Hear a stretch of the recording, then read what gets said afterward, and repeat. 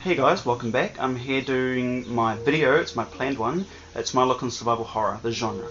What I think about survival horror nowadays, the direction that games are taking, and do I think survival horror is dead? So, before I even contemplated doing this video, I always knew how difficult it was going to be to talk about survival horror because fear can be interpreted in so many different ways. Everybody's scared of something. And when it comes to survival horror, I can only pick the main ones out. Otherwise, I'd be here all day running out encyclopedias just on how vast survival horror can be. So there's all different kinds of fears. You know, fears of being in the dark, fear of being alone, fear of being pursued, fears of dying, psychological fears, and more violent kinds of fears. So those are some of the main fears that I associate with gaming. So I've got quite a few examples here to help get my point across. But yes, the very best example I can give you of a game that just terrifies me would be Silent Hill 2. Now, I really do not have to get into depth why this game is so fantastic. It's a masterpiece. It's a perfect game when talking about survival horror, when talking about psychological horror. It's a cerebral kind of fear for me. It's a fear of something testing my sanity, something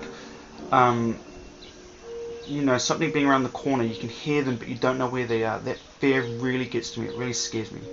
So that's why I'm putting Silent Hill first, and I still think it is the best game of all time, artistically speaking.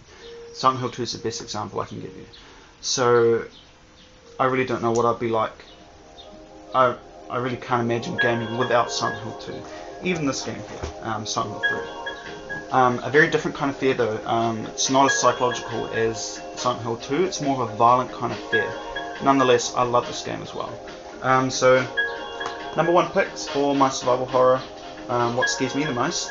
Anyway, now I'm going to take you back into a bit of a time machine. I don't want to keep this video long, I want to keep it hopefully under 8 minutes, so I'll try to speed it up. These are more last generation games, and they're very good examples of different kinds of fear, and these two go hand in hand, I think. And here I've got Project Zero, Fatal Frame, if you live in the States, and Forbidden Siren. So these two games are Japanese horror games, through and throughout. Japanese horror is extremely different to Western horror. Japanese horror comes from a deep-rooted place. It comes from old folklores, fairy tales, and bedtime stories, and around those areas there. So their fear is deeply rooted, and that's why it's so powerful to me, especially when I watch movies like Ju-On, The Grudge, Tale of Two Sisters, even though it's not Japanese, it's Korean, Dark Water. Those games are really powerful. They're really dripping in atmosphere, and that's something that not a lot of Western games and movies have. Yet, these games suffer from the notorious stigma that surrounds survival horror games, which is bad controls. They're really clunky, especially Forbidden Siren. The controls are absolutely impossible. It really frustrated me actually. But a game I play for atmosphere, and Project Zero. The controls are fine in this, just a little bit slow. But yes, it's a supernatural kind of fear for me, these kind of games, and it still scares me to this day. It's a real deep kind of fear. This next one I've actually got a review for. You can actually watch it if it appears next to the sidebar, or you can check it out yourself. That was for Haunting Ground. Haunting Ground, like I said in my video, it's a very targeted audience. So of course the survival horror aspect is going to be for very targeted people. It's a fear of being pursued, fear of being overwhelmed, or fear of being helpless. This is a perfect example of that, and it's a fear of sexual predation, something going to rape you. But that's why I love this game. It's just so powerful. And I really hope they bring out more games like Haunting Ground, like Clock Tower, the old school survival horror games. So these next games, the more modern games. So everybody knows this would not be a list without introducing Dead Space. Dead Space 1, Dead Space 2. Dead Space 3 is coming out next week, cannot wait for that. So Dead Space 3, people still talk about the fact that Dead Space is not survival horror. I don't know why.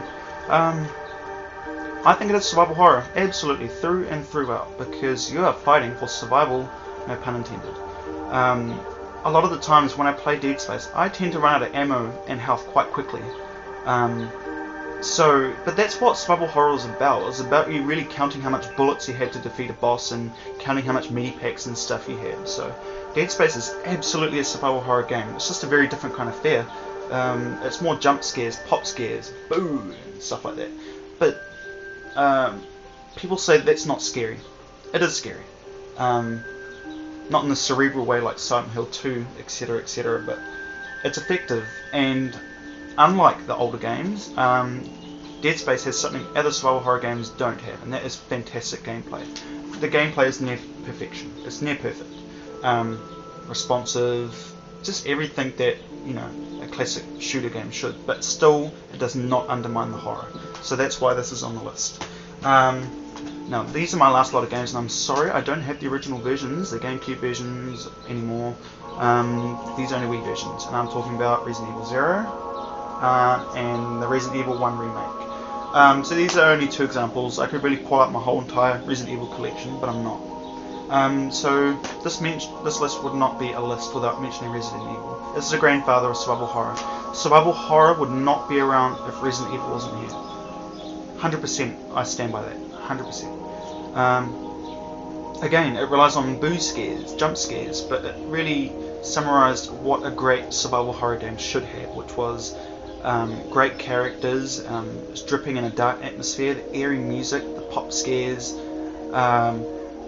the corny dialogue. Really, Resident Evil is just, it's part of my life. It really is. It's part of my childhood growing up, so that's why it's on the list. So that's my interpretation of fear. All different kinds of fears I showed you: supernatural fear, fear of being pursued, you know, the jump scares, and the psychological horror fears. So that's my look on survival horror, and to summarize it in a nutshell for you, I'm going to say that survival horror is not dead. Not yet. There's still trickles of games that come through. It's like lightning in a bottle sometimes. Games strike every so now and then. And we're seeing a bunch of good games coming through which are hopefully trying to keep survival horror floating up amidst the shooters and the first-person shooters, whatnot, blah blah blah. Games like Eternal Darkness on the GameCube, which is fantastic. It was a great psychological horror game. Slender, which is a more recent game. It's a very primal kind of fear, and it's so effective. It's kind of funny now when you watch it, but the first time you play it, I was like, another very good example would be, I think that's it. That's all I can think of at the top of my head. Eternal Darkness. Oh, Amnesia. Amnesia: The Dark Descent. Really, it's a fear of not knowing, you know, you're going to get fucked up if you don't run away. So that's my look on survival horror. I don't think it's dead.